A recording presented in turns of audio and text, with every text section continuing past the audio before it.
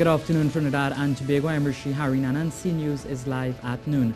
Topping the news at this time, another name has now come up in the Armygate fiasco. It was made public by Opposition Senator Gerald Ramcharan, who is now calling on the Chief of Defence Staff Rodney Smart to answer questions.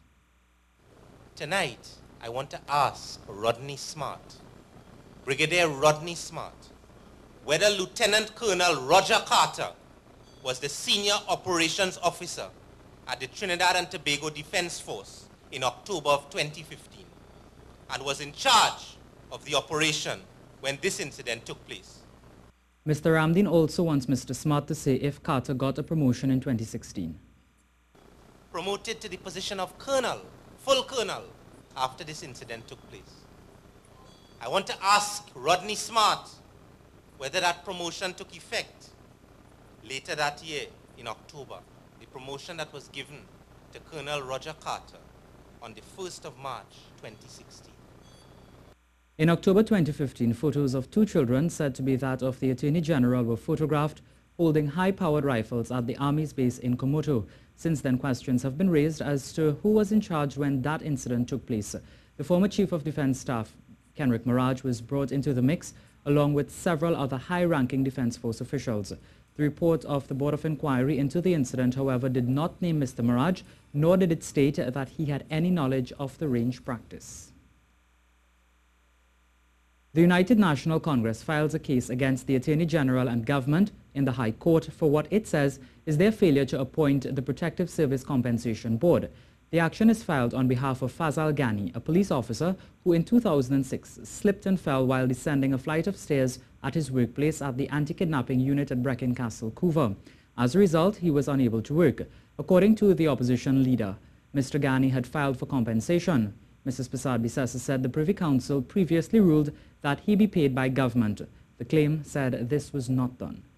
Today, our team of lawyers have filed a case against the government and against the Attorney General.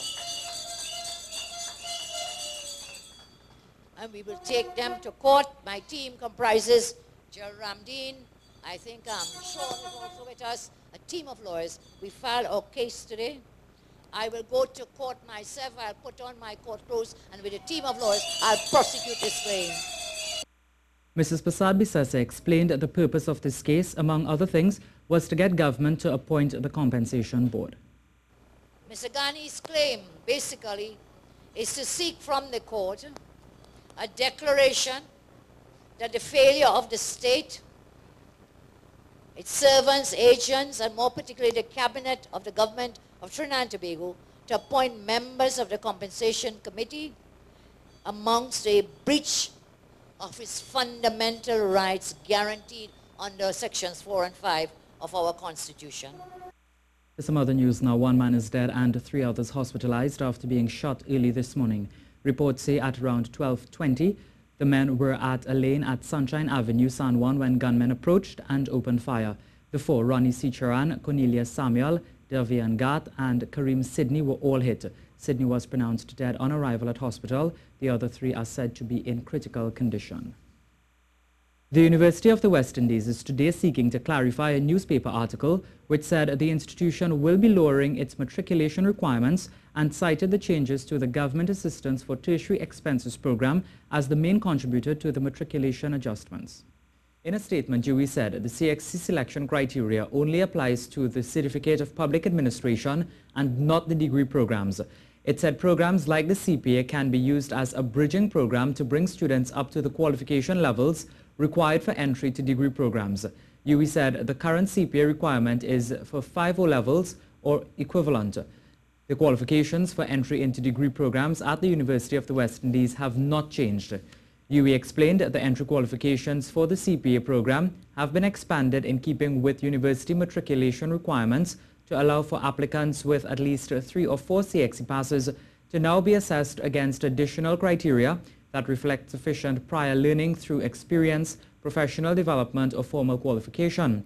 Finally, UWI said there is no evidence that the fall in offer acceptance is a consequence of the changes in GATE. Indeed, there are some programs that are seeking record numbers of applicants.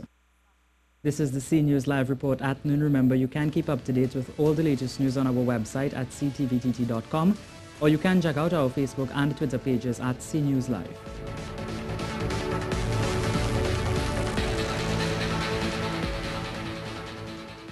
The former Minister of Tertiary Education and Skills Training, Fazal Karim, says it's about time the UWI Penal Debe campus be opened. Speaking at the UNC's Monday night forum last night, the former minister chastised the government for the current state of education in this country, especially with recent announcements that the requirements for some programs at UWI will be adjusted. When I took the note to Cabinet for the construction of the Penal Debe campus, UWI, Mrs. Bissassa approved it. Have you ever heard the University of the West Indies ever complain that they don't have money to finish that campus? Well, just how we went and we walked, and just now we're going to see the Children's Hospital open. I think, Mr. Bissassa, the time has come for us to march as well in front of the university campus, and let us make sure that they open that campus. The Northwest Regional Health Authority says it is working assiduously to address issues at the Port of Spain General Hospital, as recently highlighted in the media. In a statement, the NWRHA said a comprehensive infrastructural assessment of the roofing at the facility was previously conducted and works are expected to commence in the near future. In addressing the sewer blockage which occurred at the institution last week, the authority immediately sought the assistance of the Water and Sewerage Authority of Trinidad and Tobago, and that issue was rectified. Additionally, the NWRHA said the sudden increase in patient admissions at the institution led to the creation of an additional spillover ward, thereby improving patient flow and optimizing patient care. The authority went on to say that a supply of IV contrast for CT scans was received yesterday, the 24th July, and it will continue to engage the Ministry of Health to regularize the supply of reagents and critical drugs. The Court of Appeal this morning began hearing the state's appeal against Justice Kevin Ramcharan's ruling in the CL Financial matter. On Wednesday, Justice Ramcharan dismissed the state's application to have liquidators appointed to preserve the assets of CL Financial. The three-judge panel consists of Justices of Appeal Peter Rajkumar, Charmaine Pemberton, and Andre Devines. The state is seeking to have provisional liquidators appointed to preserve the conglomerate's assets as it seeks to recover an outstanding $15 billion debt owed to it by the company after it was bailed out by the government in 2009 in the sum of approximately $24 billion. Well, win, lose or draw, this matter of appointing a liquidator may go to the Privy Council.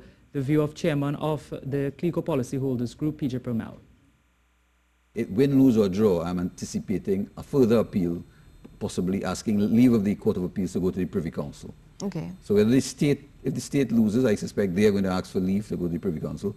If the shareholders lose, they're also going to ask for leave to go to the Privy Council. So either way, this looks like it's heading for the Privy Council. Well, at 10 a.m., there was the substantive matter of the petition to wind up CL Financial, and that is being heard by Justice Ramcharan. And you can stay with us throughout the afternoon. We will have more on this story for you. Now, for the weather for the period this afternoon, showers are expected in varying localities. You may see heavy downpours at times. Thunder showers are likely in the early afternoon in a few areas. Seas are slight with waves below 1.5 meters in open waters and near calm in sheltered areas. The Cabo Star arrived in Tobago at around 2 o'clock this morning after making its first trip from Trinidad with cargo on board. President of the Tobago Chamber of Commerce, Demijan Cruikshank, told us the vessel left Trinidad at around 6:20 p.m. on Monday for the journey. He said there are some problems which need to be addressed, but he's happy with the overall operation. So there are some teething problems, and we hope that this works out well in terms of we can get these teething problems solved within this week. So hopefully by next week we'll have the vessel sailing properly on a proper schedule. Concerns were raised when truck drivers were told they would not be able to accompany their vehicles on the vessel during the trip between the islands. However, that is being addressed. When the vessel sailed last night, we got their assurance and the commitment from the port that they will take drivers down from Tobago to Trinidad on the sailing this morning. So apparently the paperwork was sorted out, and yes, they took some drivers down. The opposition leader, Kamla Prasad Bissessa, continues to seek answers about the procurement of the inter-island ferries, the Cabo Star and the Ocean Flower 2. At the UNC's Monday night forum at the Las Lomas Hindu School, opposition leader Kamla Prasad Bissessa read from a letter she said was sent to her from a company in the United States. She She said the letter stated the government could have gotten another cargo vessel for much less. The opposition leader on Monday night said she got an email from Fortune Maritime LLC at St. Helens, Oregon, USA, dated July 2017, explaining there was a vessel which would have cost the government $15,000 to operate on the sea bridge. This is to confirm that direct owners of MV Cabo Star, ex-name MV Antares, had to U.S. firm indicated through their London-based correspondent shipbrokers a charter rate of US dollars 15,000 per day to charter on account of Port of Spain for the ferry service between Port of Spain and Tobago.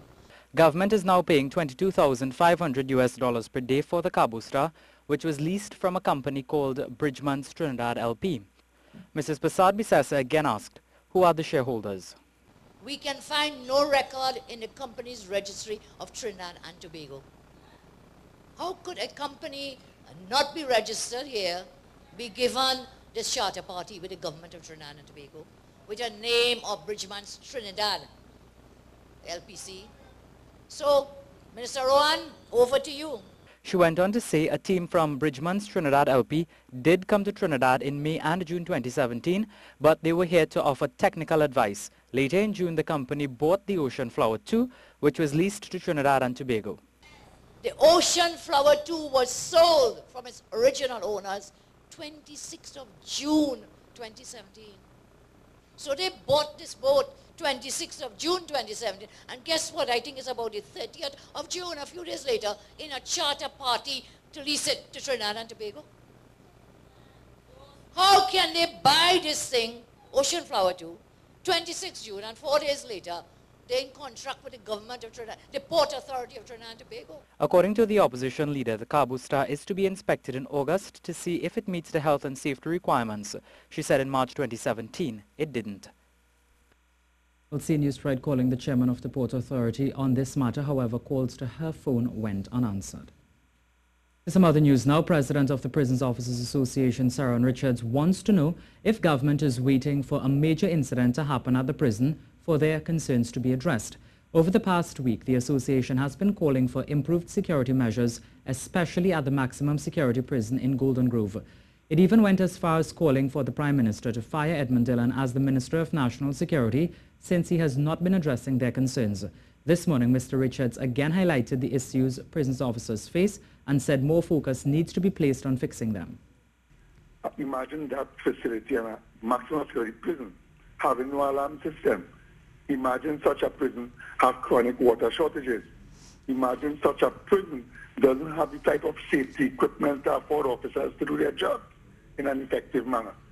And we have been crying out over and over for years, and we are not getting any meaningful responses. It's almost as if we are waiting for a major catastrophe to happen. He said the executive of the prison cannot do as much as they would like, and it's up to the Ministry of National Security to act.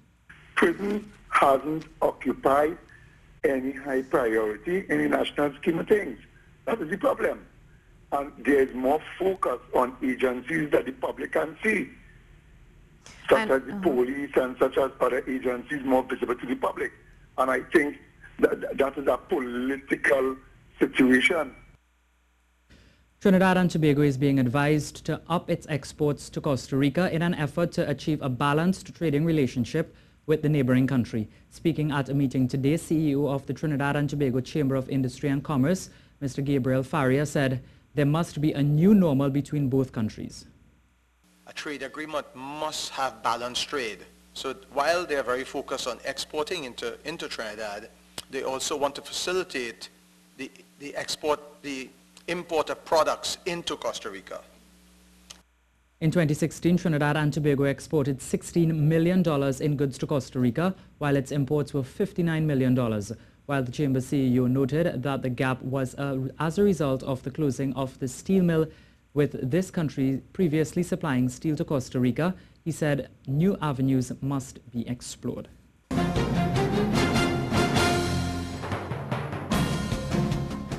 The Amateur Swimming Association of Trinidad and Tobago selected 40 athletes and 8 officials to represent Trinidad and Tobago at the annual Goodwill Swim Meet from August 18th to 20th at the National Aquatic Center in Guyana.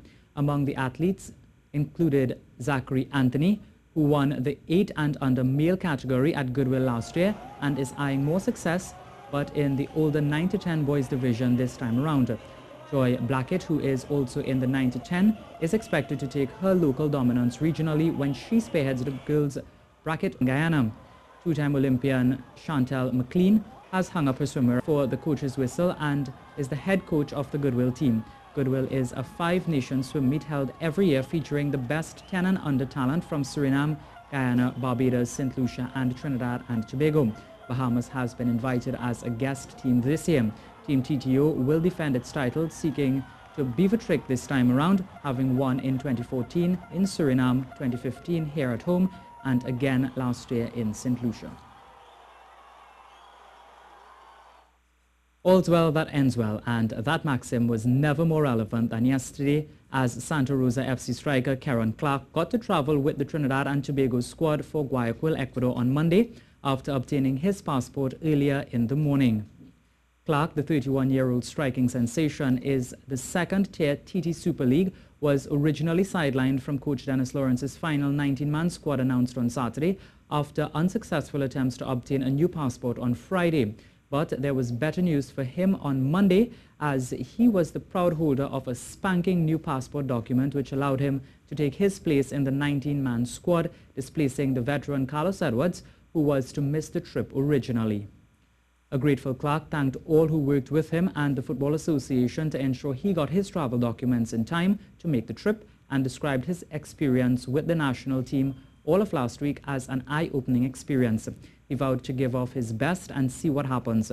The squad is minus a few notables who are out through injury or other factors and are unavailable to face Ecuador on Wednesday night. That's it for sport.